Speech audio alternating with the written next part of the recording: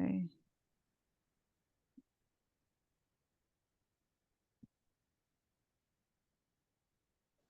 Welcome to episode 114 of the Civil War Breakfast Club podcast. Once again, I'm joined by Mary, a woman who is spending the end of her summer driving by school kids at bus stops and pointing and laughing at them. I am merely a broken lunchbox named Darren. Hey, Mary, how are you? Why are you always a broken something? Because that's just the way I am. I'm a damaged soul. How are you doing today? I'm good. How are you? I don't know. I guess I'm okay. It's a long weekend. We got college football starting. My alma mater, Boston College, starts tomorrow, and they're going to disappoint me greatly as always. But the hope springs eternal. They have not lost yet, so I'm going to appreciate the good times. How about yourself? Well, yeah, same. I mean, I cheer for Boston College as well, and it's a long weekend. I start back to school next week. Yay.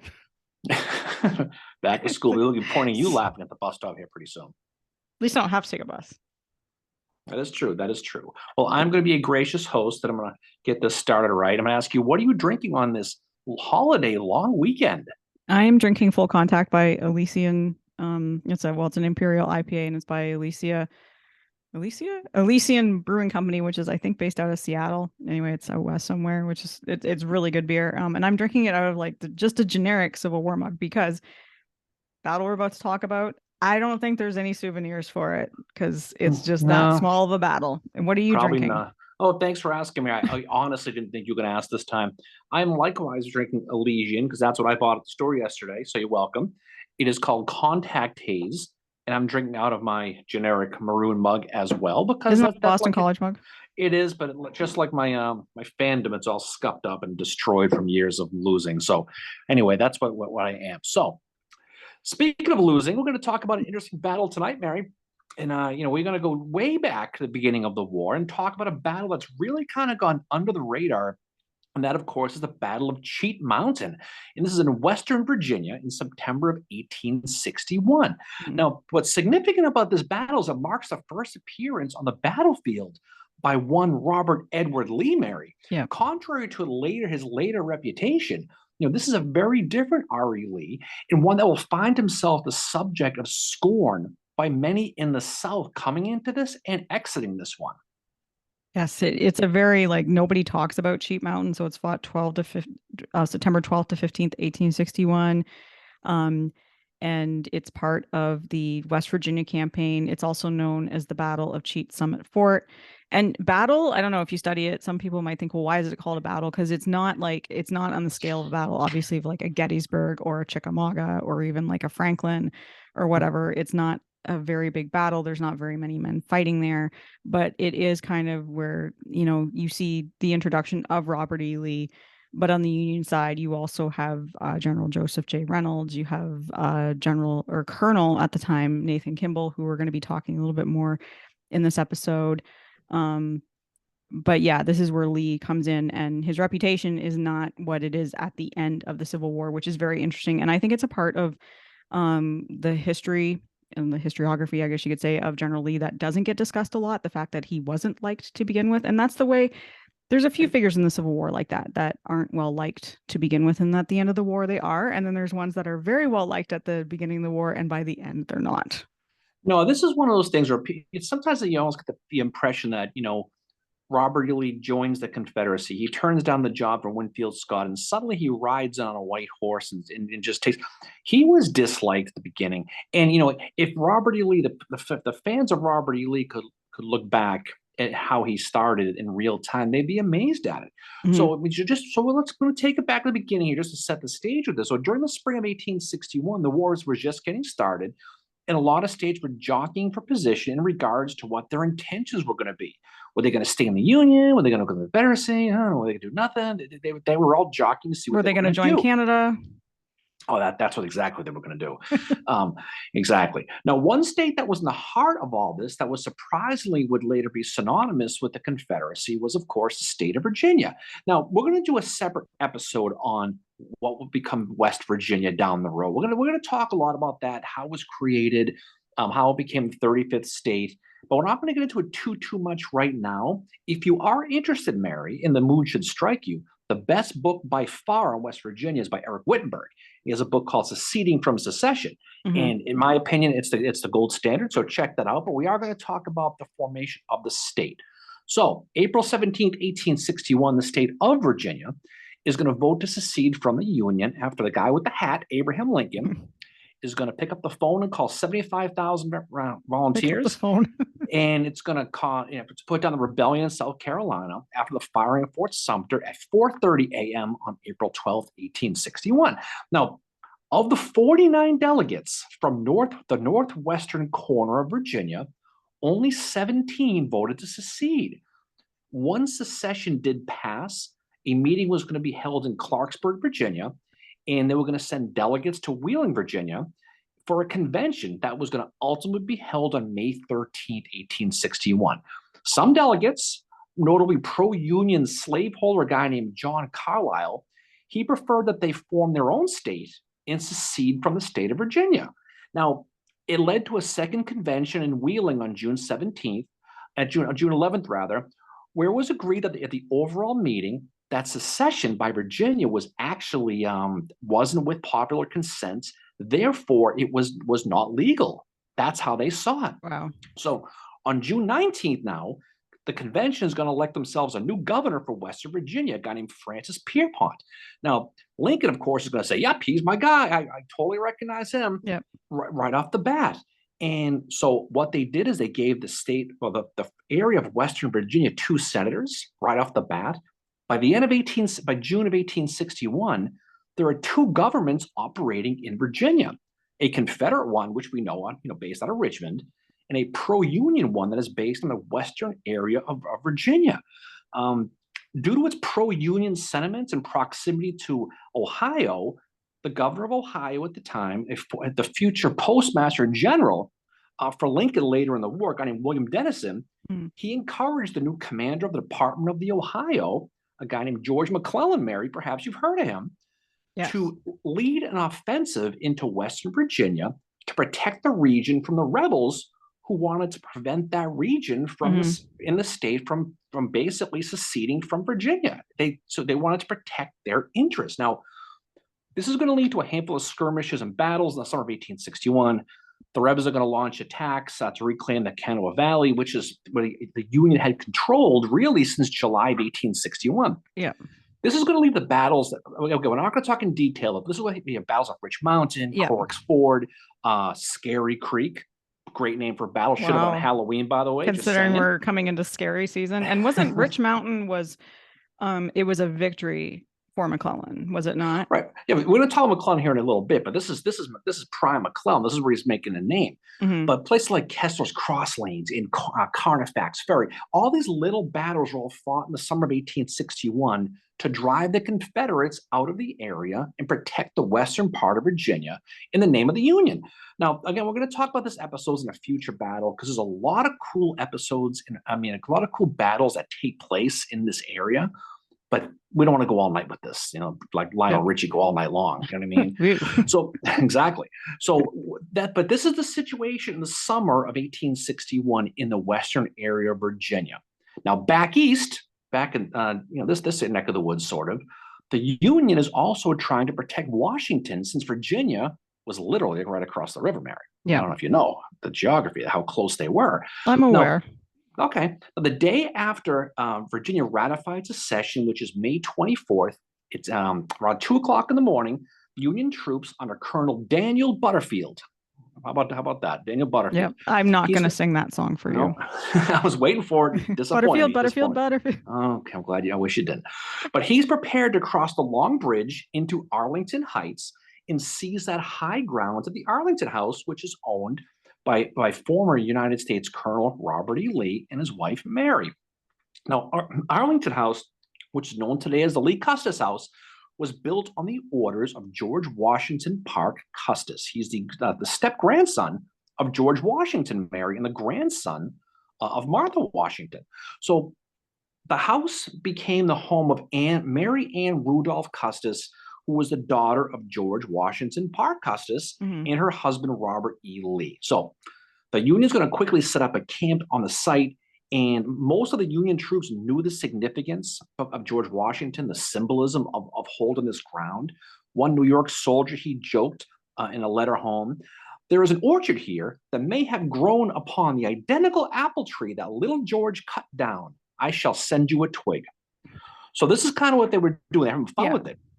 But as much as they were having fun with it in the North, in the South, losing this ground was blasphemy. It just didn't sit well. Mary Custis wrote a letter to General George Sanford. He's the guy who ultimately took over after Lee turned it down. And he said, and Mary said, it never occurred to me, General Sanford, that I may have to sue to enter my own home. Okay. And there's a reason why I'm telling you all this. This is going somewhere, I promise. Okay. Robert E. Lee, he accepted the loss of his home and the property, which drew a lot of pissed off people from the South about this. Lee was the new commander of Virginia, all armies and the Navy for that matter. And him giving up Arlington House pissed them off greatly. South Carolina's governor, a fun lover named Francis W. Pickens, married an outspoken Lee hater through the entire war. Yeah. He said when Arlington fell, Lee should have immediately blown up the bridge from Washington and fortified his wife's property. Nobody says it's his wife's property. Savage. Wow. Okay? That's like taking a low Right? blow there. I was just thinking it's so interesting how like Lee is hated, by a few people in the South probably throughout the entire Civil War, just as I'm sure the same way that Grant was as well. I just thought of that and wanted to put that out for people to to think about. But Pickens, he goes on though. He writes this letter. He continues. He says, if Lee had been the man of his reputation makes him, he never would have allowed them to cross the long bridge without a fight. Lee is not with us at heart, nor is he a common man with good. He's a common man with good looks that is too cautious for a practical revolution. Wow. So this Arlington House became a hot button in the North and the South. And basically because of the symbolism of George Washington, that's what it was. So they were pissed off at Lee. June 8th, 1861, Pickens is going to get his wish. Guess what's going to happen to old Bobby Lee? He's going to lose his army over this. Yeah. And what's going to happen is he's going to keep his title, but his army is now going to fall under the jurisdiction of the Confederate States of America, no longer Virginia.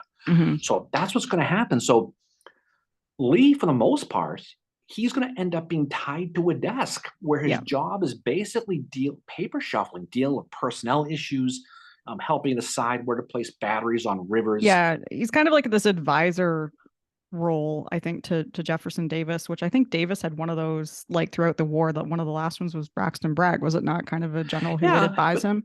But it's interesting because Lee, Lee wants to be in the field more than anything. That's what he wants. He doesn't want to be an officer with a fake title, which is how he saw it. But you know what, though? He did work hard at his job, but he was miserable. And adding insult to injury, there was some rising stars in the Confederacy for Virginia who replaced him. One was Pierre Gustave Toutant Beauregard was one. Yes. Yeah, Lee was not happy about that because the two of them did not like each other. Yeah. And the other was Joseph E. Johnson. Yeah. And they became rock stars right at this point while Lee was kind of chained to a desk. While in this position, while he's sitting at this desk, Lee is going to hire himself a new staffer, a young kid, 24 years old, through VMI named Walter Taylor. And he's going to famously be on Lee's side for the rest of the war. But this is how he meets Taylor. He ends up hiring him. Gettysburg people will be familiar with Taylor. Exactly. And Taylor wrote of Lee's role. He said, Lee was early at the office, punctual to all meetings, and methodical in a way of his dispatching business. So he was a great office temp, is what he was. Yeah. That's what he was. He was the person that shows up on time to work, or not on time, but he's like there 15 minutes early. And when everybody else comes in at 2 minutes too, it makes you look bad. I mean, he's working hard. He wants to do the best job he can. Yeah. But he's miserable. Basically, he's Dwight Schrute is kind of what he is from The Office. That's kind of the thing. Lee actually considers retiring and going into private life, but he feels guilty of leaving the state behind. He's going to write home to Mary again, his wife, about the situation. He says, where shall I go? I don't know, as that role will depend on President Davis.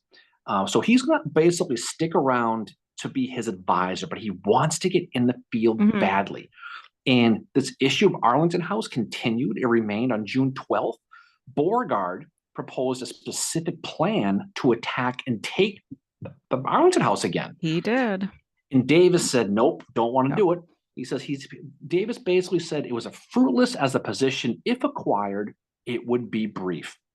But the reason I'm saying this is because that issue was a big deal early in the war of Yeah, losing the symbolism of it, right? And I mean, you know, we're not talking about Beauregard, but that was like not the first one of his plans to get kind of sidelined by Davis. But yeah, Right. like losing Arlington House is you have to think of it as the symbolism behind it. It's not necessarily, you know, what the thing or how big it is, whatever, but it's just what that means for losing that, right? Yeah, exactly. And while Lee's sitting around, he's formulating plans. One of the plans he comes up with, he's going to give to Beauregard. And the plan is of combining his army, this is Beauregard's army, with Yeah. Joseph E. Johnson and concentrating in the town of Manassas, Virginia. He thinks that's probably a good idea. Mm-hmm. Davis approves this plan because he figures, well, if we concentrate in Manassas, not far from D.C., their new commander, Irvin McDowell, he's going to have to advance and hit us. He's going to Yeah. have to. So they said, you know, okay, we'll do it. We'll do it. And Lee is rubbing his hands together saying, here's my chance. I'm going in the field. And guess what happens? Nope, he No. doesn't. Lee had hoped this opportunity was going to create one for himself, that he was going to get out there and fight, but he was disappointed when he stayed at the desk while Beauregard and Johnson would go on to fight that successful First Battle of Manassas on July 21st, 1861. And again, these two are rock stars. Yeah. And Lee's in the back again. He's still at that desk. Yeah, and it's a little bit, it's not necessarily, you know, it's the fact he wants to do something, but it's also a little bit personal, especially against Beauregard, because the two of them did not like each other at all. No, but now Lee's getting aggravated now, and Lee's going to get. He writes to Mary all the time. He writes again. This is what he wrote after the Battle of First Manassas. I wished to partake in the former struggle and am mortified in my absence, but the president thought it was more important that I should be here in Richmond. And you could just smell the frustration and the sarcasm. Mm-hmm. Basically saying, you know, he thinks I'm better here, so I'm just going to stay. Whatever. This is what it is. So he's getting frustrated. He's getting aggravated. Meanwhile, on the other side of the state, in Western Virginia, these battles I mentioned are continuing in the mountains and over that control. And McClellan's success really coming off of First Manassas, it created an opportunity for him to come out east and let after what everything went down after McDowell, that fiasco Manassas. And McClellan, we talked a lot about him. He's a 34-year-old West Pointer who prayed at the altar of military teachers of Dennis Mahan, of Antoine Henri Jomini, those guys. And he was nicknamed the Young Napoleon. So he was the new commander now of the Army of the Potomac in the East. Yeah, and now, that leaves in Western Virginia, or what will become West Virginia, that leaves another guy that we've talked about quite a bit on this podcast. We've done an episode about him. That leaves General William Stark Rosecrans. He is here as well. So it's interesting how these figures are all kind of in what we would consider the East at this time, that they're going to go on and do, you know, Rosecrans goes on to do Tullahoma. Chickamauga is not his best day. But, you know, Rosecrans kind of he's on the Union side of it. Rosecrans and McClellan are two rising stars as well. And now Rosecrans has command of this Department of Ohio. Right. So now Rosecrans is going to be coming into Western Virginia. Yeah. McClellan's coming east. Beauregard's going to get shipped west because he pissed Davis off. Because he was arguing against. He was arguing with Davis and all that other stuff. Well, he actually released some. He basically told somebody that if Davis let us chase down McDowell, this war will be over. And he leaked something, and Davis said, "The hell with you, you're going west." So he's going to basically change things himself. So McClellan is coming east. Rosecrans is taking over West Virginia. Mm-hmm. You've got Joseph E. Johnson now in the east. But Davis knows there's an issue in Western Virginia, and he needs somebody. And he looks around and says, okay, fine, Lee, I'll tell you what. I'm going to give you an opportunity. How would you like to go to Western Virginia and try to settle that situation? Mm-hmm. And Lee, you kidding me? He was ready to go. He was all excited. Davis says to Robert E. Lee that basically go out to Western Virginia, try to help salvage that area, maybe try to reclaim some of that territory for the Confederacy. And Davis figured, well, even if Lee can't really reclaim territory, at least he could help at least stop or slow the Union from Yeah. penetrating the mountains into the Shenandoah Valley. So it was a marriage of convenience. He's like, well, I got this guy, I might as well use him. Yeah. And Lee, though, here's the thing, and this tells you a lot about Davis's mindset. Lee was not placed in command. He was put No. in an advisory role. He Yeah, was he's- basically going out there. And the You know, name of the army out there is called the Army of the Northwest, and we're going to get Right. to this, but it's commanded by a guy named General William W. Loring.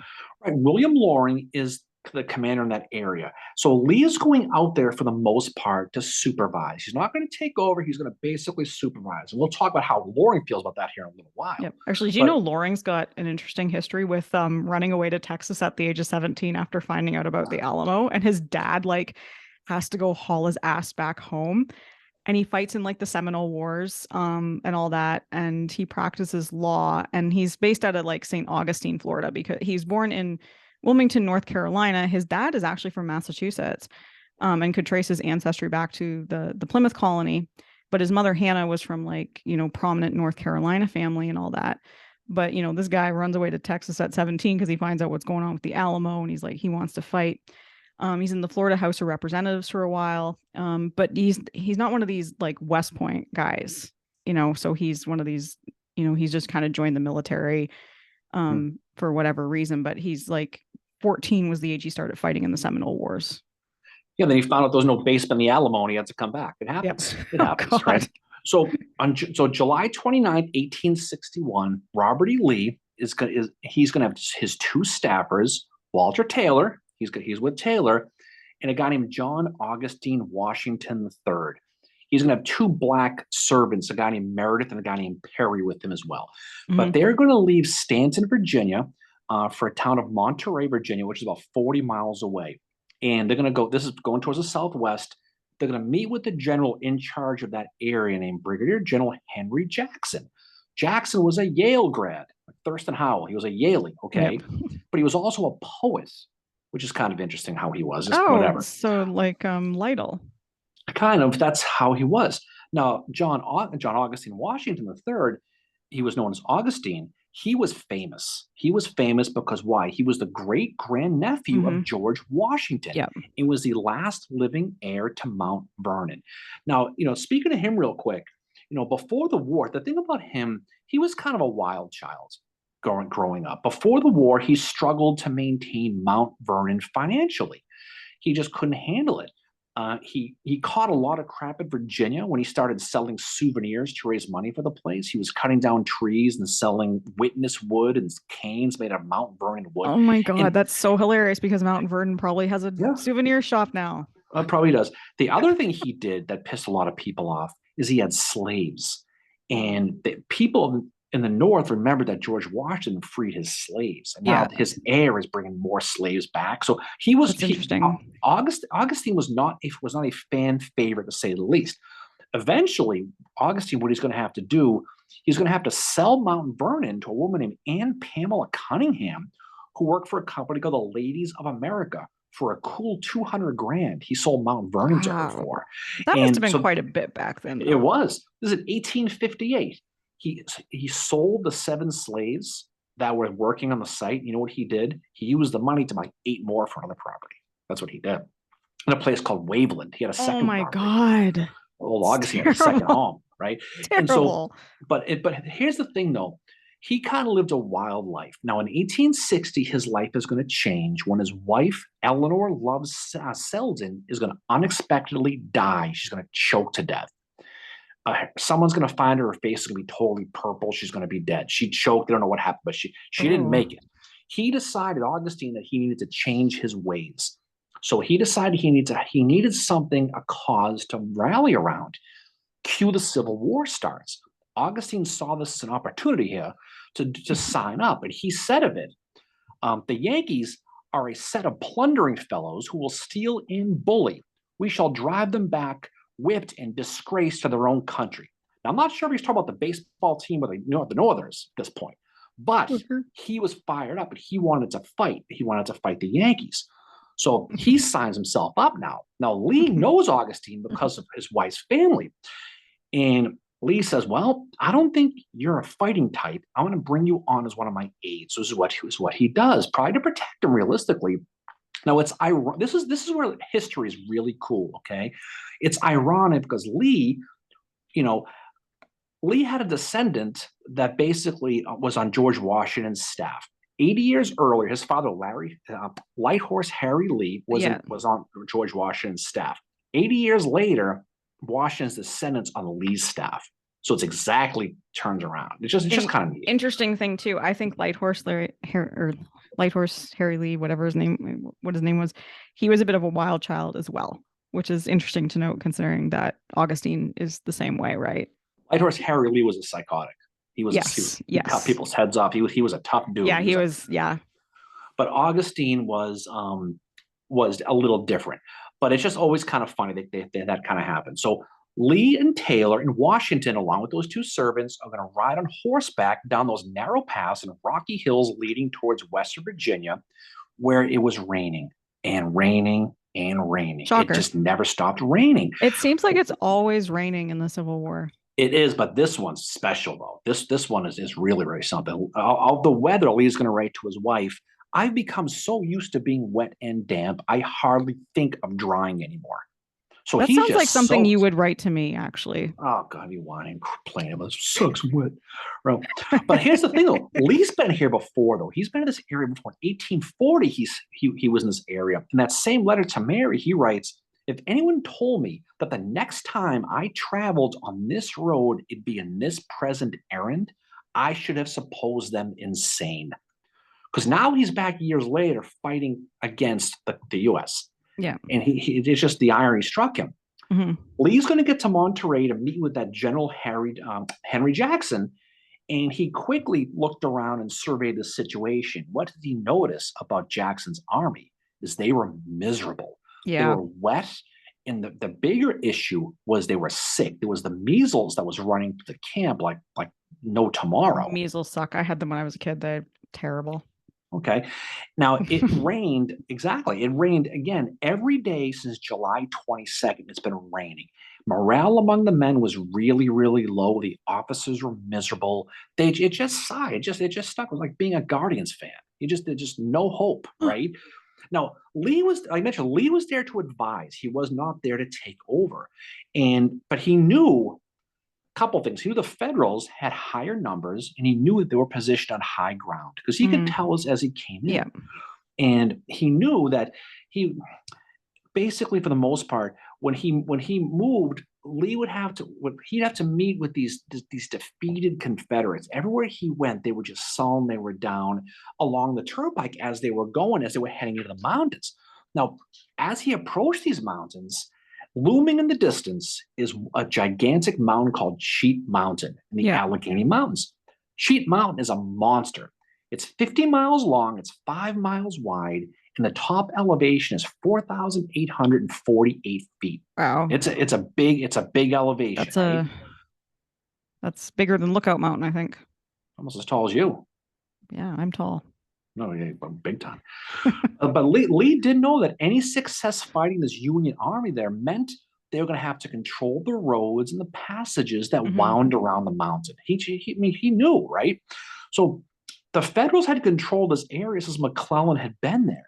And they spent considerable time kind of familiarizing themselves with the terrain. They knew the area because they'd been out scouting around to look at it. So they knew it so well, even though it's very difficult terrain. Like anybody who's been in a mountain region, like that is shit to try and like fight in, and you've got to know your way around. Right. And they really was probably nothing else to do. They just sat around, they just reconnoitered the area.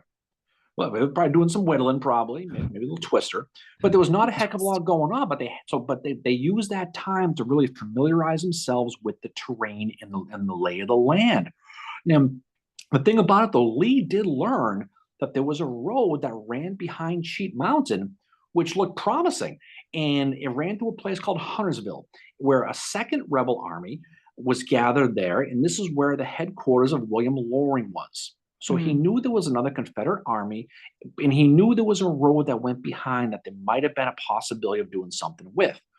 To the north of Huntersville, there is a high ground which dominated the rear of Cheat Mountain. So if they could get there, and like I said before, put artillery there, they might be able to control Yeah. the passes. And this is what Lee's thinking.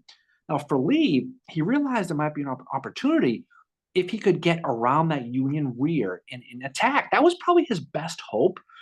And it's interesting, Lee, I mean, I think Lee at this point, he's trying to prove himself. He doesn't have the confidence he probably thought he had. Yeah. He's going to personally recon this area in a driving rain.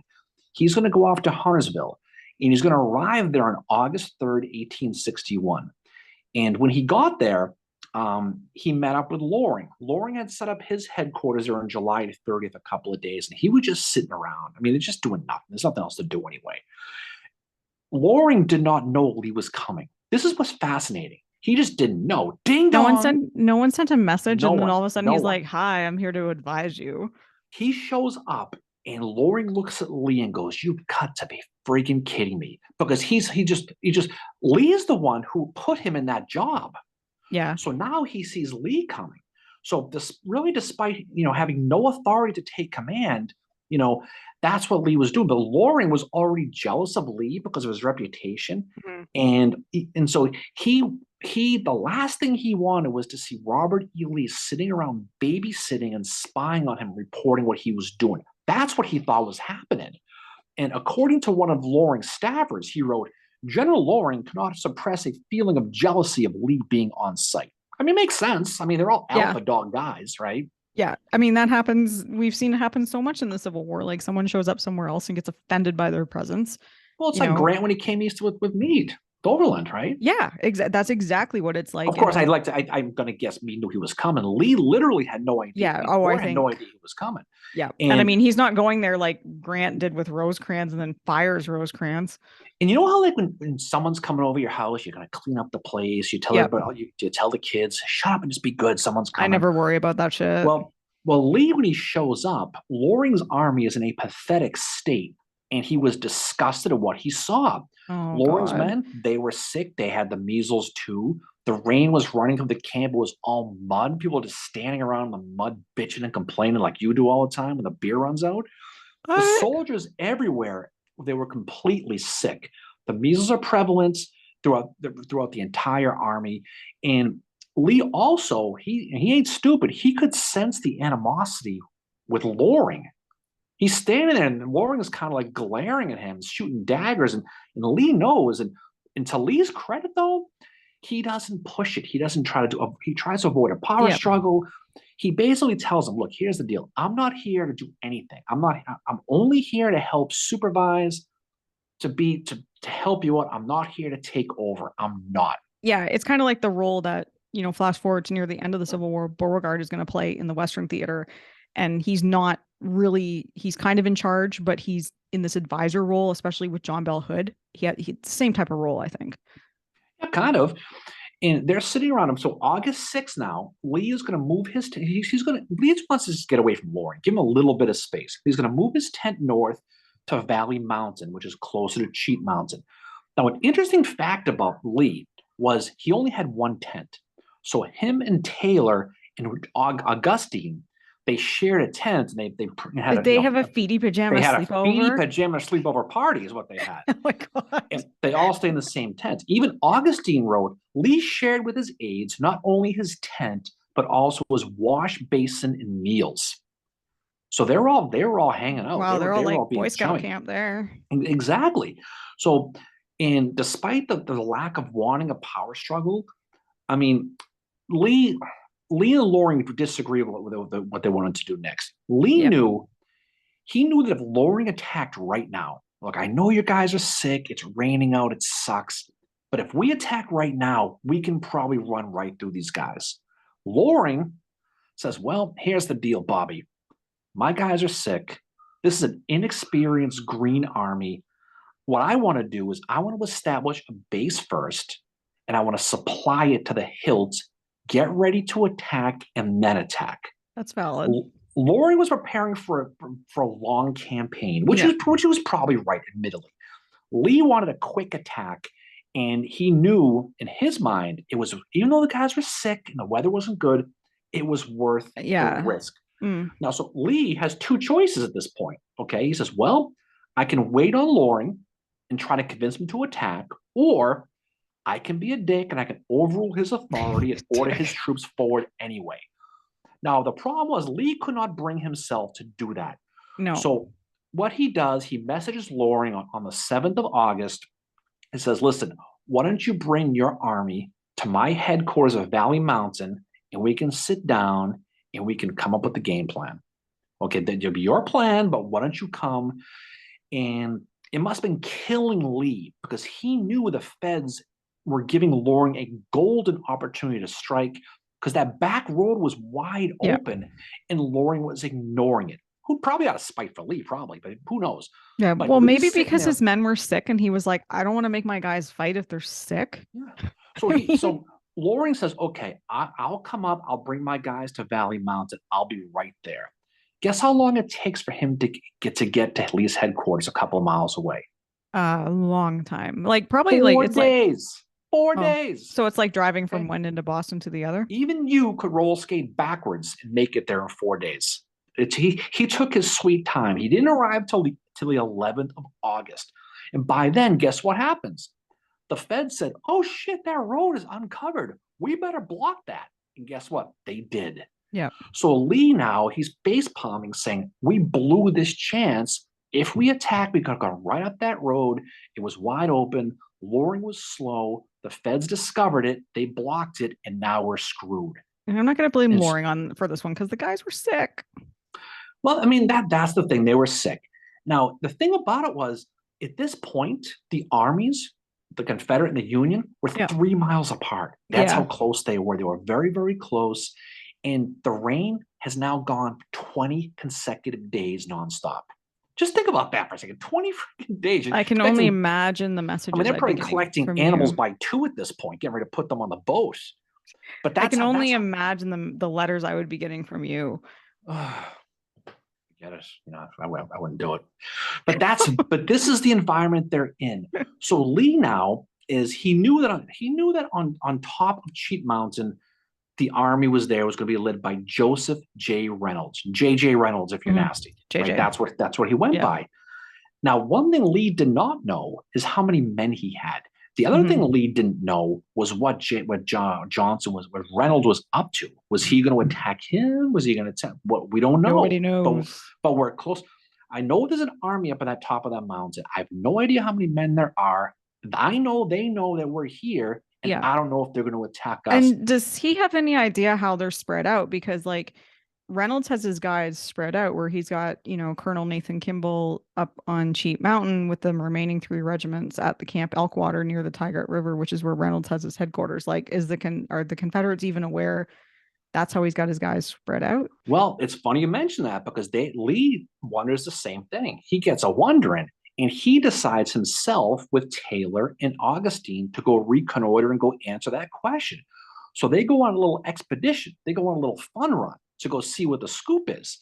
And while they're out, a rebel patrol sees the 3 men, thinking they're a Union scouting party, and they chase them down and they capture them. It's the only time Robert E. Lee was ever caught in the Civil War, but he was lucky because it was by his own men. Oh my And God. he's lucky he wasn't shot too, if you think about it. Well, yeah, he might have went the way of Stonewall Jackson. But Lee, he was relentless on trying to find a path. And one rebel soldier said of Lee, he said, there was not a day when it was possible for him to be out that the general might not be seen crossing the mountains, climbing over rocks to get a view of the federal position. So what's Lee doing? He's personally climbing rocks, looking around. He says, if they're not going to do it, I'm going to do it. And I so mean, Lee himself does. Good for him. That's a lot. Like I think Sherman did some personal reconnaissance. I think it was during the Vicksburg campaign where he really I know there was one episode we did where we were talking about Sherman. I think it was in Vicksburg, and he like went up and nearly got himself killed at one point because he was so close to where they were supposed to be. But I mean, there's points in the Civil War where, the guys that would usually do that, they're like, F this, like they pull out their F this card. No, but there was a few times. I mean, Lee, Yeah. obviously, Lee was almost shot in the face at Manassas, second Yeah. Manassas. He was almost caught at Spotsylvania, but this is the one he was out looking for love in all the wrong places. He was out there himself, putting himself out in the front line. Yeah. But his persistence, though, he was looking, he finally paid off. Looking north from Valley Mountain, he did notice the feds were entrenched 10 miles down that Huntersville Road at a place called Elkwater, you just talked about, which is about 7 miles west of Cheat Mountain. The federal position was blocked by the other rebel army that was still stuck down that Stanton Turnpike. Now, with both roads blocked, Lee knew that he had to move his men through those deep woods and this undergrowth, which was, again, soaked due to this freaking nonstop rain. Now, the rain will be a constant in this campaign, and Lee talks about it a lot. In all of his writings, he wrote again, it rains here all the time, literally. There has not been sunshine since my arrival enough to dry my clothes. Are you sure he's not like your spirit animal for talking about the weather? I'm cold. It sucks. I'm miserable. I want to go home. I hear about it all the time. It's raining again. It's raining in Plymouth. Oh my God. But again, he's sitting there. They're 3 miles away from the Union. It's pouring rain. It won't stop. The other issue that we talked about before, which is still going on, is these friggin' measles, is the sickness. They suck. And, have you had the measles? I don't know. Maybe when I was younger. They suck. Well, I had the bad measles, the red measles. They suck. And the other thing that was pissing, they didn't know a lot about hygiene or that stuff back then. But Lee was pissed off at these troops too. His frustration was getting really, really bad at how undisciplined Loring's men were. He told Mary, and he wrote, Loring's army, he says, was worse than children. That's what he said about these soldiers. Now, oh my God. Sounds like what I deal with on the T on a daily basis. This funny story. There was one time when Lee noticed a private getting ready to drink out of what he thought was a spring, and it was actually a latrine. And Lee said, don't drink out of it. Ew. That's not the water. Ew, David. You don't want to drink the brown water. You want to drink the white water. The clear one, that's over. So, and he's just rolling his eyes, going, "Geez, no wonder these people are sick." Jeez, that's so. Oh, it sounds like, you know what? This whole situation reminds me a lot about what happens after Shiloh in Corinth in 1862, with how all the guys there, once Beauregard had them there, like they all got sick. The water was bad, and then Beauregard has to leave, and he gets, obviously what happens to him with that. But it reminds me a lot of that. Like, and I wonder, I think there's a lot of instances of that in the Civil War where the men are just like, they're sick. And it's a whole bunch. Probably because of the water. Oh, guys getting sick drinking the pond of the green water. But the cherry on Lee's Sunday, though, was how the Southern press were treating all this. There was no stories of battle. There was nothing. So they were making up fake stories of all these grand maneuvers that Loring and Lee were doing in the mountains, how wonderful it was. They're doing fantastic things. And Lee's reading this, and he's like, and he knows he's sitting around in the rain doing nothing. There was no battles. There was no fantastic maneuvers. And once Lee heard about this, he's like, screw this. He's going to decide that tomorrow morning, you, Augustine, you're going back to Richmond, and you're going to tell Davis what the hell we're doing here. Let him know that there's no grand stuff going on here. We're sitting around literally doing nothing. We are spending time looking for the Rosewoods clown out here. That's our excitement out here. So please go back and let him know this is what's going on. Okay. And then Augustine's like, okay, because he wants to fight. He's like, I guess I got to go home tomorrow. The next morning, guess what happens when he wakes up? It stopped raining and the sun came out. Wow.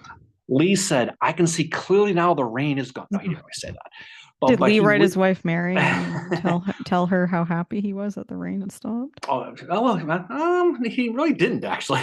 But what he basically realized, the rain's finally stopped, the sun is out, and more importantly, he could see Cheat Mountain much more clearly now. And now he realized this mountain looks vulnerable from two directions that I couldn't see because of all the rain.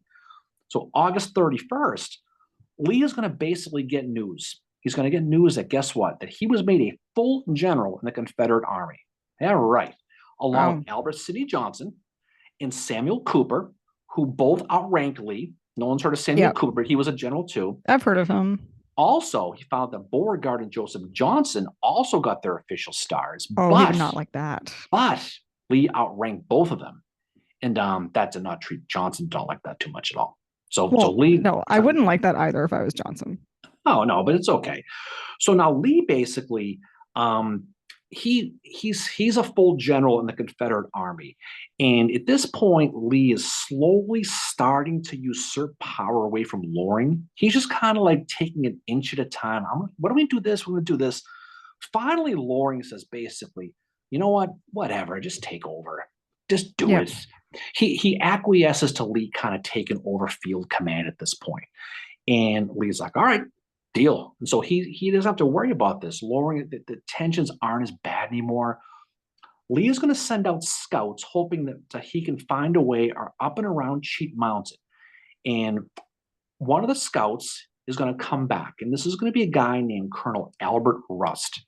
He's a colonel of the 3rd Arkansas. And according to Rust, he and a civilian engineer were riding around in the mountains, and they discovered a path that they believed led to the top of the mountain. And Rust told him not only this, he says he was 100% positive that a column could go up this path to the top of the mountain, and it comes out right on the Union's right flank. Could not have been made better. And so it would be a hard march. It's going to be over a wet path. We have to climb some rocks. It's going to be a brutal march, but we can. I know we can get up there. I like how he's talking it up, like we can do this. Yeah, he wants to do it. Also, Lee's going to learn from the Southwest that a second off-road route led right up the savannah of the mountain. Ooh. So there was another path as well.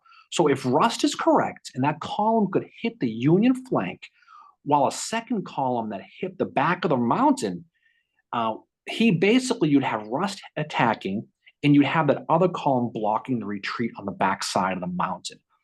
Even a sick, inexperienced army could actually pull this thing off. And so things are looking pretty good all of a sudden, right? Well, they are. Yeah, they're looking bright. But Lee has been sitting around, and he realizes that the time to attack is finally here. He's been thinking of this since he got the gig, and he's finally has an opportunity. He's itching to fight. He's been wanting to get on the field forever. And so he writes to Mary. Basically, he says, now to drive them further battle, we must come off, and I'm anxious to begin it. He's excited to do it. He's raring to go.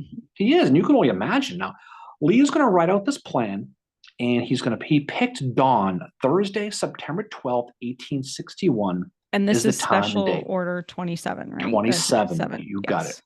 Special Order 27. And here's what Lee wanted to do. Okay, it goes a little something like this. This is what he wanted to do. He says, Lee and Loring are going to lead the remainder of the army from Valley Mountain north for the attack on the Union troops positioned at Elkwater. Okay, the troops going up the path to the Union flank to take Cheat Mountain could then advance up the Stanton Turnpike to the intersection of Huntersville Road to the place north of Elkwater, thus surrounding the entire army at Elkwater. Game, set, match. If he does that, it's over. That's it. It sounds great on paper. And the other interesting thing to note too about the Special Order 27 is Rust is one of the ones that signs it, because Lee wanted to increase the confidence of Rust's subordinates, because Rust is, unfortunately, even though he's discovered all this shit, not very well liked. Well, the thing about Rust is right. He says, listen, General Lee, I found the path. I should lead the attack. Yeah. That we'll talk about Rust here in a few minutes, but that's in a nutshell what he does. And Lee's plan, though, this is a simultaneous attack with inexperienced men. It's heavily based on logistics and timing. They had the two separate columns. They had to work simultaneously despite the weather. It's still muddy and crappy in the brutal terrain they had to get through.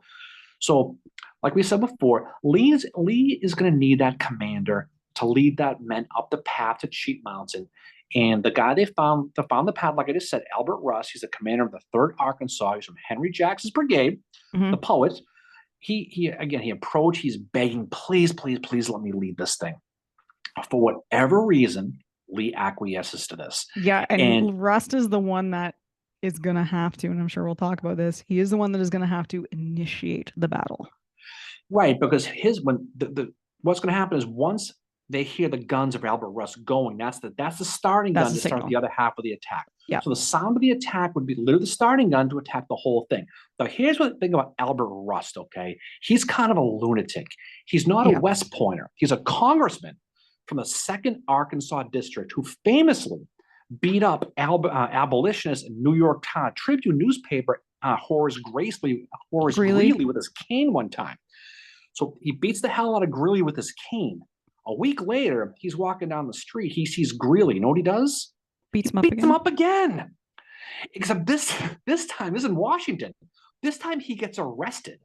Okay, they bring in Rust for beating up Horace Greeley a second. First time was a pass. Okay, shit happens. Second time, nope, now you got to go. They bring him in, right? Now I know why Horace Greeley and Gangs in New York look like such a badass. So they bring him in, a Washington journalist, a famous writer. His name was Benjamin Poor. He wrote of Rust at this arraignment, right? Because he was there. He said, Rust appeared to be in his glory of what he had done. So he was at the arraignment going, yep, I did it. It was fun. It was a good time. This is effed up. Like, what the? You know? Oh, but anyway, he gets off, whatever happens, but that's the end of that. But that's Rust. When the war began, he basically joined the 3rd Arkansas as a colonel, despite having zero military backgrounds to speak of whatsoever.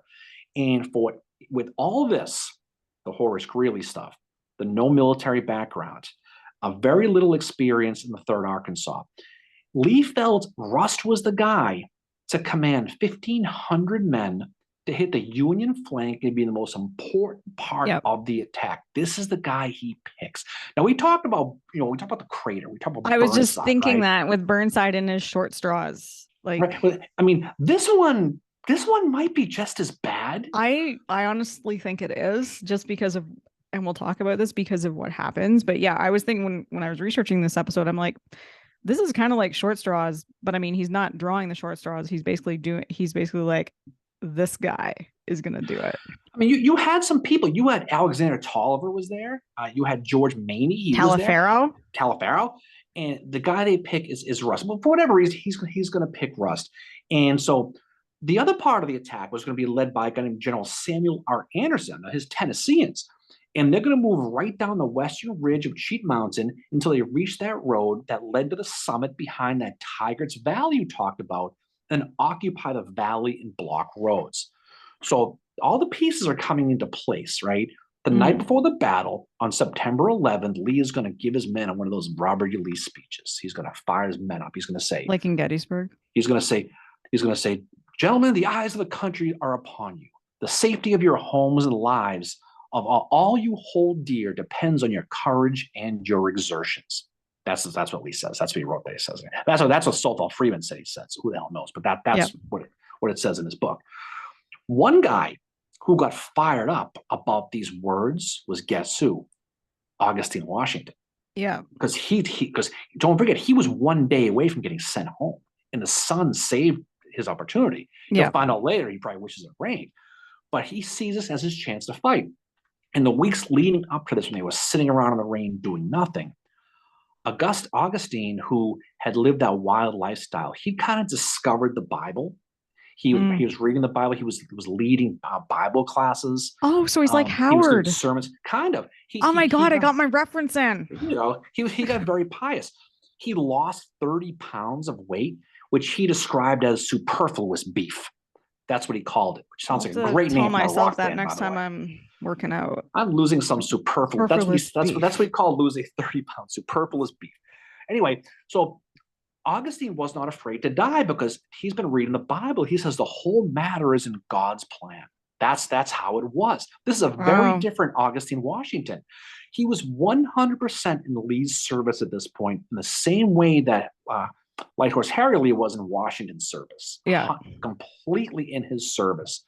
So late on the night of September 11th, the rain, guess what? It's going to start again. Because of course it's going to rain again.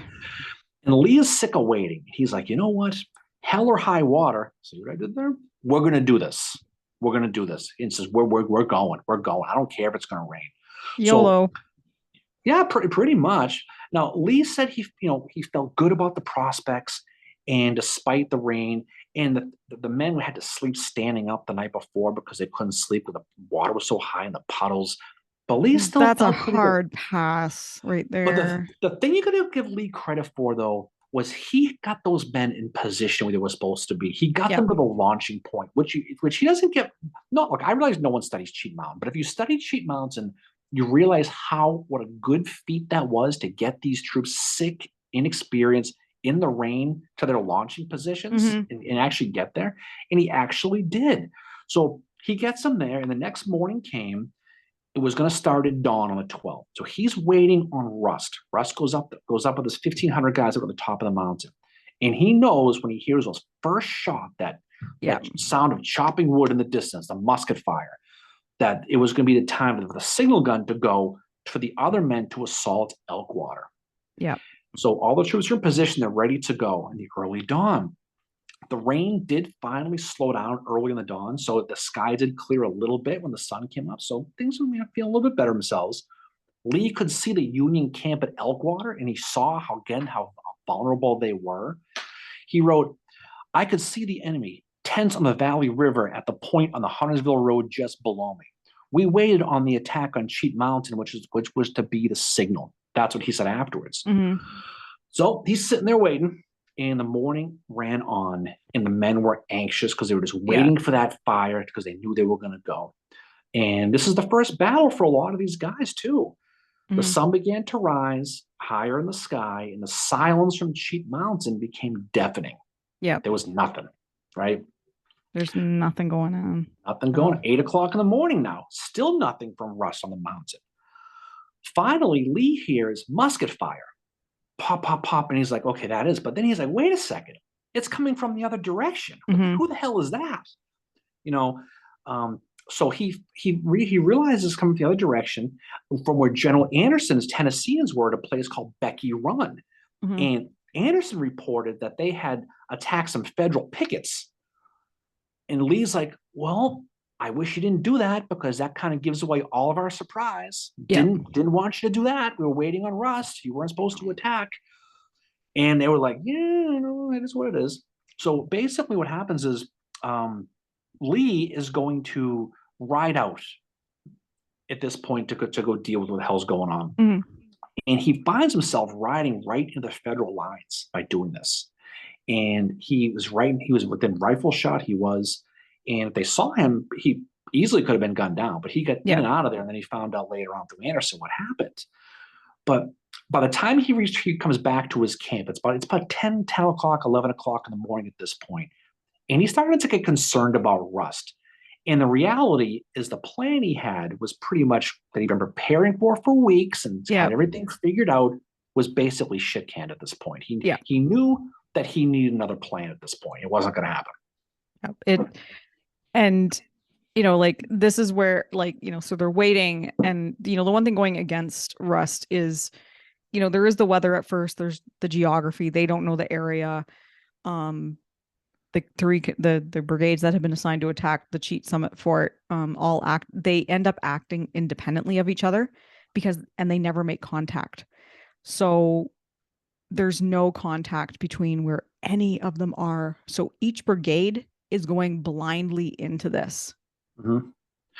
Yeah, I mean, you can see how, in hindsight, how it was all going to fall apart. So Lee is trying to keep his men fired. He's riding regiment to regiment, saying, "We can still do it, boys. We can still do it." And the officers are rolling their eyes because don't forget, he's not. This is not Chancellorsville Robert E. Lee here. No, this is Robert E. Lee who lost Arlington House, who's only here because they needed someone out east. Yeah, this is not. I mean, Lee has to become the Lee he's going to be at Chancellorsville. He's still, almost like 2 years away from that. Well, he's like the boy who cried wolf. He's like, any minute we're going to attack. Just listen, any minute, and then it never happens. They're all like, okay, well, don't worry, it's going to happen. They're all like, yeah, it's going to happen, sure thing. So finally, by noon, Lee realizes the opportunity was lost. He lost the element of surprise because the Anderson guys fired on the federal pickets, and he knew that his first experience as field commander had fizzled. So he knew that was pretty much lost.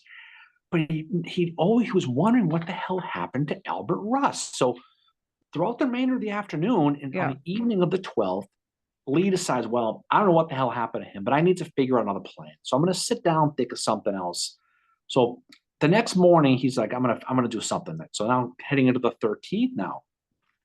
He thought that maybe west of the mountain there could be a place to turn the other federal flank, Yep. but he didn't know. He's like, well, I need to send out a scouting party to go recon this and see if there's a way. This side's not working. Let me try the other side. Maybe I'll get lucky. So Lee turns around and standing right there is Augustine Washington. Hmm. And he says, listen, here's what I want you to do. Take these orders, go find the first cavalry guy you find. Give him these orders and to go recon. So he Yep. does. The guy he runs into is who? Lee's son, Rooney Lee. Yep. That's who he runs into. 24-year-old Rooney is the first guy he sees. So Rooney is impulsive as hell. I mean, he's just the last guy you probably he's a bull in a china cabinet, right? Isn't Rooney involved in the Shad Bake at the end of the Civil War? Well, his career throughout the day he's impulsive, he's reactionary, he's I'll do it. That's how he is. So he happily accepts the order to recon this Union position over near Elkwater. He's going to do it. So again, Washington has been ready to fight, and he's like, yeah. "Can I please come? Please, please, please, please, please, please, please." And so Lee's like, oh, okay, you know what? Fine. Just go. Just what's the worst that could possibly happen? Just go, figure it out, go come back. So Rooney, he's going to write of Washington's attitude before heading off to this little mission. He's going to write, notwithstanding, Colonel Washington seemed to enjoy it and frequently expressed himself with delight. That's what he said. Washington was all excited to be riding with Rooney on a he's mission. just looking for something to do at this point, right? He was. So they're riding along. He's kind of like Alexander Hamilton was, when he was Washington, because Hamilton was one of Washington's aides as well. And he was always like, I want to fight. I want to fight. I want to do something. Well, they ride off and they get to a point, they get to a ravine, they look and they see that maybe there's an area here. Rooney's like, okay, I think this is far enough. Let's go back and tell General Lee that we may have found something. We'll go back. So at that very moment, Washington looks down the hill and he sees a single Union officer sitting on a gray horse all by himself, just sitting there.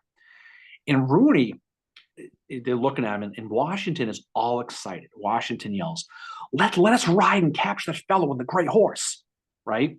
Yeah. And so Rooney is like, yeah, whatever. So let's go chase him now. Let's go get him. So they rush full speed on their horses down the hill to go get this guy. On this horseman, a single guy.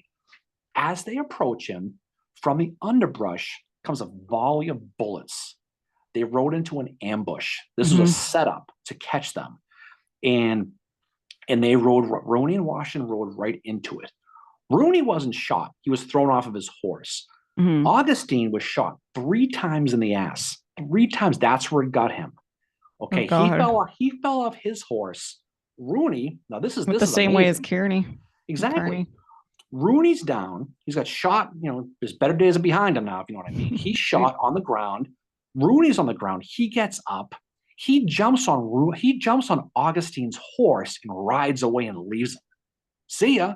Wow. He leaves him behind and takes his horse and leaves and runs away and takes off. And so the Federals see this guy and they're trying to, who are you? And Augustine was dying. All he could say was enough to beg for water, and then he died. Wow. So he died in front of them. And the Federals are standing around going, well, I don't know who this guy is, but let's they're with the great grandnephew of they have the no founder ideas. of their country. So what do? They start rummaging his pockets and they're gonna steal all his stuff.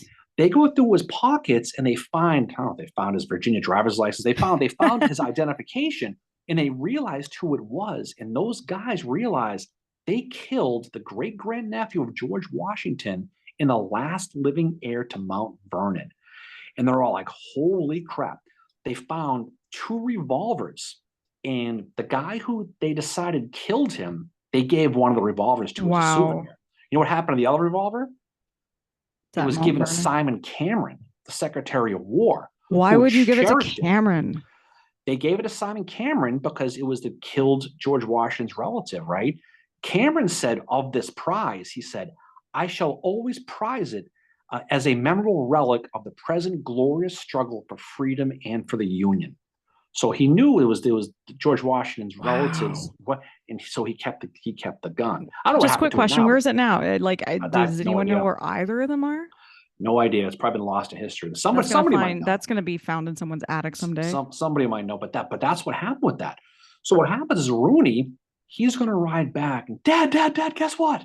He's going to go tell Robert E. Lee what happens, and so he says, he says, is he dead? I mean, what the hell happened? And he goes, I don't know. But then he yelled at Rooney for being overzealous. He just did. Wow.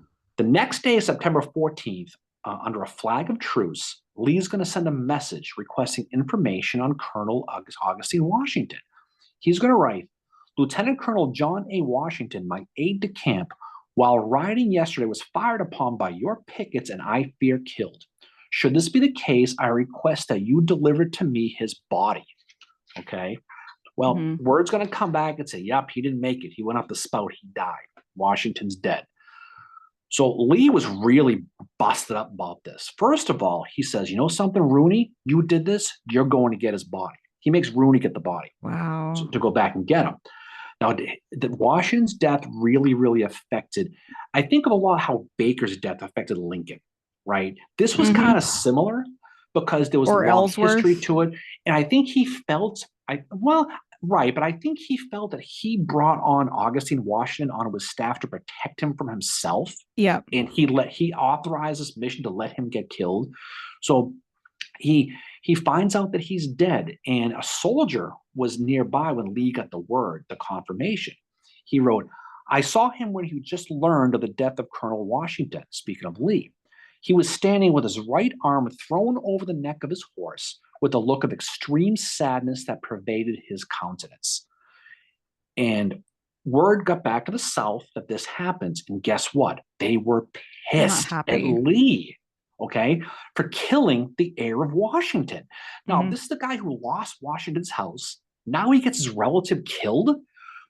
Our newspaper in Richmond, the Richmond Examiner, which was the big paper at the time, he wrote, our enemies have stamped their attack upon our rights with additional infamy of killing the lineal descendant and representative of George Washington. The Northern press, the Daily Cleveland Herald, Mary, Ohio, of course, they took the opposite approach. They wrote of speaking of Washington's death, he justly met with the traitor's deserts. That's what they wrote. And they wrote that the editor wrote, my wish is the memory of the great immortal Washington will not be insulted by laying the bones of his wretched namesake upon any portion of Mount Vernon. Okay. Wow. You know where he's buried? Mount Vernon? Nope. Charlestown, West Virginia. Wow. Right around the corner from where John Brown was executed. Interesting. So I don't know if it's symbolism, a traitor thing. I don't know if that's why they did it, but that's where they buried him. So if you go to Charlestown, West Virginia, you can go find the grave of John. Oh, that's interesting what he was. So basically, once the shock of Washington's death kind of faded, Lee found out what happened to Rust. Yes, and it's quite an interesting story. You know, it's quite interesting what happened to him. So Rust is advancing when he encounters two Union pickets, so just two guys, and they're like, F this, we're gonna go. They run away. He kills them, but this alerts the other pickets that are nearby, and there's some fighting that ensues. So obviously the advancing Confederates, Rust had lost the element of surprise by this point. But several pickets are captured, and what they do is they falsely exaggerate the size of the Union force that is at the camp on Sheep Mountain. And Rust ends up believing these accounts.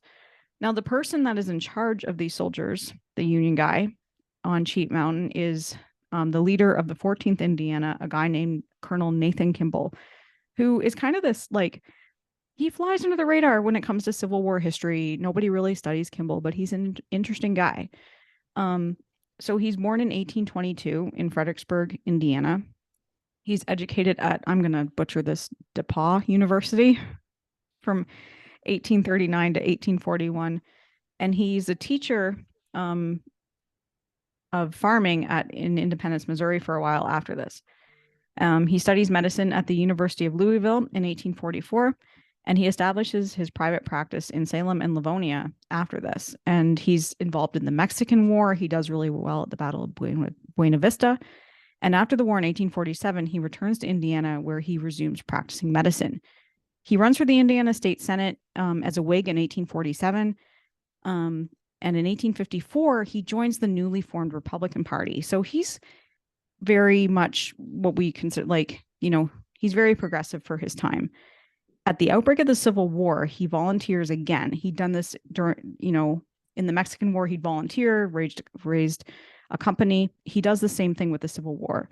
So Governor Oliver Morton names him the colonel of the over 1,000 men, the 14th Indiana on July 7th, 1861. Their first combat is going to be at Sheet Mountain. And these guys, basically, what they do is they just raise all hell. And they make it seem like they have more men than what they do. Yeah, it's fascinating. So not only do you have this recon, or not the prisoners that are captured that are like, oh yeah, we've got this many men, we're going to beat you guys. You have Kimball and his guys able to create such a ruckus that it makes it seem like they have, twice as many men as what they actually do. And it scares the hell out of Russ. I love that story, that story, because they catch the guy and they said, how many guys you got up there? They had 300. And he goes, we've got 5,000 men up there. Yep. And just so you know, they know where you're coming. They dug breastworks. They're ready for it. Also, it gets even better. But wait, there's more, he says. We've also telegraphed to get more guys coming. They should be here any minute now. Yeah. And Russ that part is true, though. They were sending guys from Elkwater to them. But you can imagine, like, when I read that story, I was like, okay, Kimball probably told the pickets, if you're captured, tell them this. Yeah, I mean, exaggerate the hell out of it, And that's what he did. And I mean, again, you don't know what to believe, but you have 1,500 guys, and you think you're being told there's 5,000 more, and they're entrenched and ready for you. Yeah, I mean, again, Russ, this is not Stonewall Jackson here in the Valley. This is a guy this is his first real go of it. Mm-hmm. He doesn't have any military experience. He doesn't want to get his ass shot. So he's like, well, maybe we should just slowly head back and not do it. Yeah, he has a my people need me moment, and he's like, I have to go. They just run back. I mean, they ran back faster than the time it takes for you to shotgun a Molson Golden Cap. That's how fast they were back down the mountain. I haven't done that since I was like 17. 17, like 7.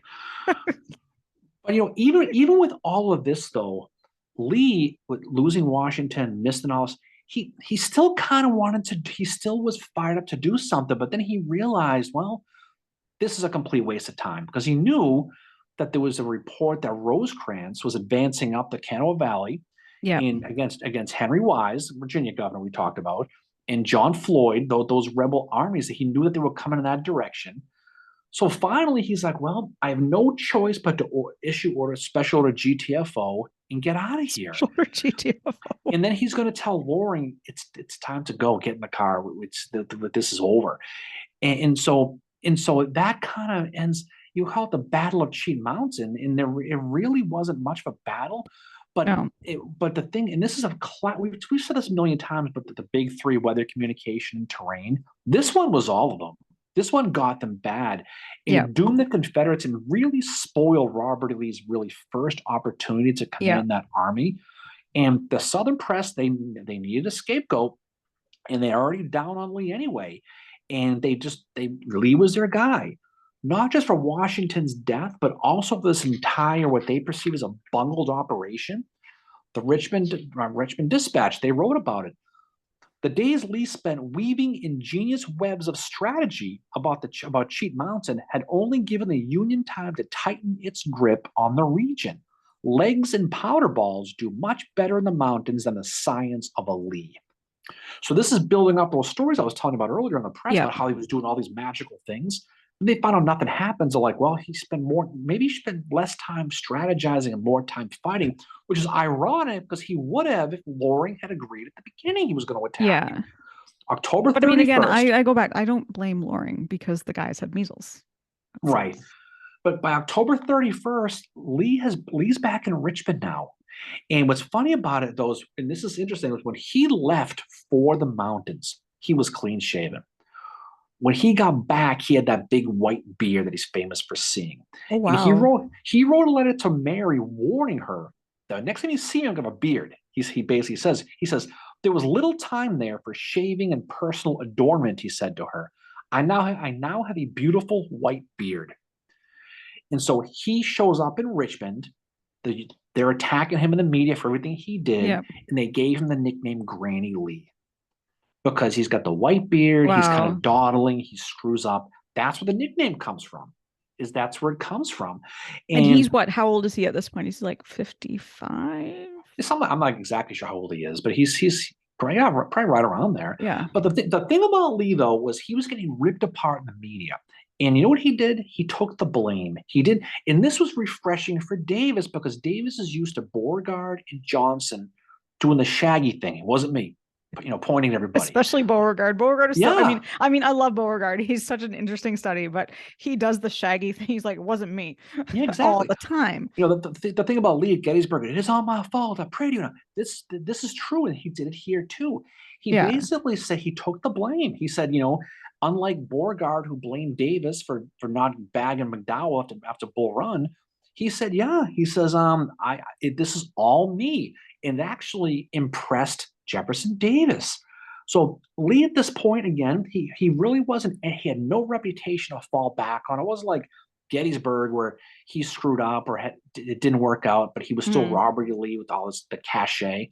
He was a guy who easily could have been replaced and dumped pretty amazingly early, but Davis liked him. But there were too many generals who were busy running their mouths in the Confederacy, and Yes. when everything went wrong, and Davis Yes. took a shine to Lee for owning it. And like I mentioned before, Beauregard was shipped west for running his mouth. Davis defended Lee and defended him to the media. He also defended him to Governor Pickens from South Carolina, Francis Pickens, who hated him. But you know what he did? He put Lee in charge of the coastal defenses in South Carolina, as Mm. well as Georgia and Florida, and said, "This is my guy. I know you don't like him, but this is the guy we're sticking with. He's going to do it."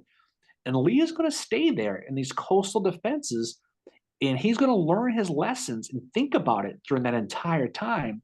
So when the opportunity comes again for him to take command on June 1st, 1862, when ironically Joseph E. Johnson shot at Seven Pines, Mm. this is a very different Robert E. Lee now from the one who went stumbling in the mountains in 1861, had those experiences at Sheep Mountain. So Robert E. Lee, when you study him, you realize he started at the bottom, He started not screwed very up, well. The media hated him, that the men didn't like him so much. And then he got another chance, but he learned. And then he turned Mhm. into Robert E. Lee. But it surprises a lot of people. Robert E. Lee wasn't Robert E. Lee at the beginning. He was No, exactly. he He was wasn't. more Braxton Bragg than Robert E. Lee at the beginning. He was, and not a lot of them were. I mean, Sherman screws up at the beginning as well. He has his breakdown at one point early in the Civil War. Grant has his moments and all that. Like these guys, and of course, my General Howard has. I mean, well, though people don't think Howard grew and learned, but he did. Listen to our episode about that. But yeah, these guys all, a lot of them learn from their mistakes, and Lee is clearly a guy who did. Lee was also a guy that, and I can respect him for this. He owns it. He's like, this was my fault. Like, I know what I did wrong here, kind of thing, right? But that's what's very interesting and why it's important to study a battle like Cheat Mountain, because it shows you who Robert E. Lee was before he was the Robert E. Lee that, kind of the popular culture, the one we know from the movie Gettysburg was. Uh-huh. Right, it was, but he got the beard in the mountains because he couldn't shave. He didn't have time to shave, and he just kept it. Interesting. He stuck it. So there we go. Interesting. So I think it's a good place to drop off with that. There is one more thing I want to talk about though before we okay. end. And that is what happened to Kimball after Cheat Mountain. Oh, that's right. Because Kimball's an interesting figure in the Civil War. He's kind of a guy that does not get talked about a lot, but he's there at the very beginning at this battle of Cheat Mountain, and he's also there at the end as well. So after he defeats, it is considered he does defeat Robert E. Lee. It is considered that he defeats Stonewall Jackson at the Battle of Kernstown, which we did an episode about that. And after this, he gets promoted to brigadier general. So Colonel Nathan Kimball becomes General Nathan Kimball. In the Maryland campaign, he fights at Antietam. He leads the 1st Brigade of French's division in desperate fighting at the Sunken Road. He's able to take the road, but he's going to lose over 600 men killed or wounded there. He commands what is known as the Gibraltar Brigade. They're named for their ability to stand and fight even under intense enemy fire. At the Battle of Fredericksburg, he's wounded at Marye's Heights, and he is forced to rest through the winter and spring of 1863. And at this point, he misses the Battle of Gettysburg. He goes out to the Western Theater. Actually, no, it's before this. Sorry, because he will command a division during the siege of Vicksburg and was then moved to being under the command of General Sherman. He's involved in the Atlanta campaign, and then he ends up getting moved back to Indiana. This is really interesting. He ends up getting moved back to Indiana for a short period of time because he needs to he's told to go suppress a group known as the Knights of the Golden Circle, which there is some legend that John Wilkes Booth was connected to them, apparently. But anyway, they're this kind of group that Kimball's told go to suppress them for whatever reason. And he's back in time for the battles of Franklin and Nashville, so near the very end of the Civil War. After the Civil War, he's the state treasurer in Indiana, and then he held several political appointments in Utah Territory. He's appointed as postmaster of Ogden, Utah by President Rutherford B. Hayes. And in 1869, he will join the Freemasons Lodge in Mount Pleasant, Indiana. So that is, Kimball is kind of this, he's probably kind of it's not a huge battle, but the rock star of this is probably Kimball for what he does there. It's not like a battle of Gettysburg or whatever, but he's kind of the prominent name that comes out of this. And he does kind of take with him, like, I defeated Robert E. Lee and I defeated Stonewall Jackson. Yeah, he's one of those guys in history, especially Kernstown when he really fought. But this is an interesting one because more deception than anything else. Like yes, yeah. I think he probably told those pickets, "We'll tell them you got like 5,000 guys up here." Yeah, they pulled it off. Yep. All right. So I guess we can drop in now. I think, what's interesting about Sheet Mountain is there's a lot more about the western part of Virginia. We're going to do a separate episode, maybe even with a guest, Mary, to talk about West Virginia next time. Yes. We'll see about that. But we're going to talk more about that going forward. But again, it's a good part. We talked a lot about the genesis of some of these guys, and to look at Robert E. Lee's early days, that he doesn't just appear the 7 days. There's a story before that. Yeah. And like anything else, you can teach an old dog new tricks, because he definitely does learn from his experiences at Sheet Mountain. He always maintained that macro manager thing, like we saw at Gettysburg with the echelon attack and that take the hill, all that stuff. But again, he learned, and I think if he had it to do over again, he probably would have been a little more forceful and layering. I get they were sick, but I think he realized that when the opportunity is there, you're going to take advantage of it. And I think I think his experience here is why he was very aggressive at Chancellorsville.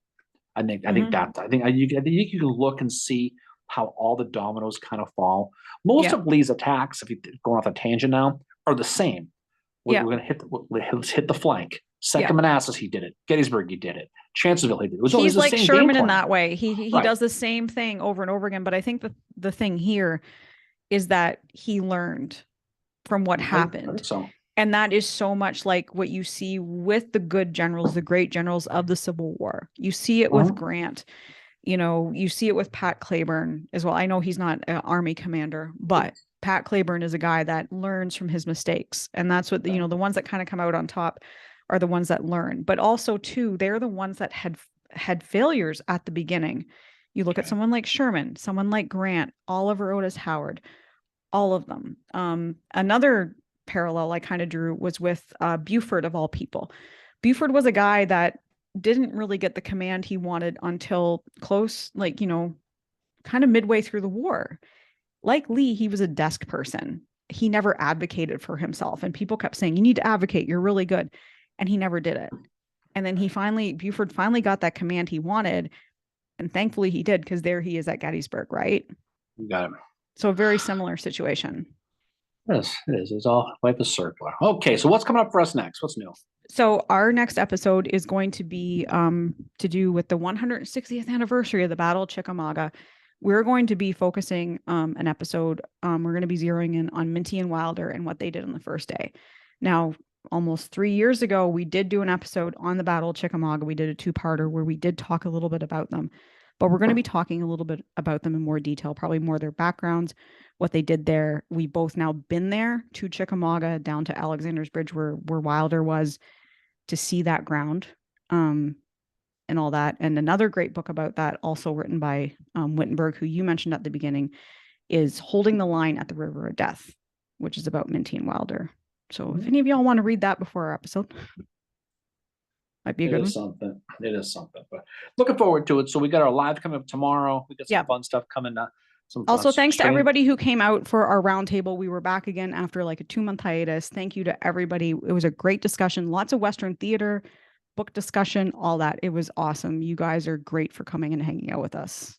It was. All right, I guess we can drop it up here, Mary. So this is a fun episode. So definitely hope you enjoyed this one. I think it's a lot of fun looking at the parts of the war that aren't really the big spots. Well, they really shine the light on more of what you see in the bigger battles and why the decisions were made, at that time. Like they might have factored into something that happened to, the reason why might have been something that happened before, right? That's why it's important to study these smaller, earlier battles. Right. Okay, well, off we go. So Mary, again, the pleasure as always is all yours. So everybody else have a great, long, safe weekend. Enjoy your college football this weekend. My BC Eagles are undefeated, Eagles. Mary, for at least another 24 hours probably. They friggin' probably lose again, but it's okay. So we're going to enjoy while we can. The weather is cooling off this fall. There's pumpkin beer in the air, Mary. Pumpkin spice has taken over the planet. So we are going to enjoy this, enjoy the season. Fall is the best. Hopefully it is cool where you are. Hopefully it is dry, unlike Western Virginia, where it rained for 22 straight days. Nope. And thankfully, I did not have to hear from Darren during that. That's probably a good thing. Anyway, all right, guys, enjoy the rest of the weekend. We will talk to you all on the other side. See y'all soon. Bye. Peace out.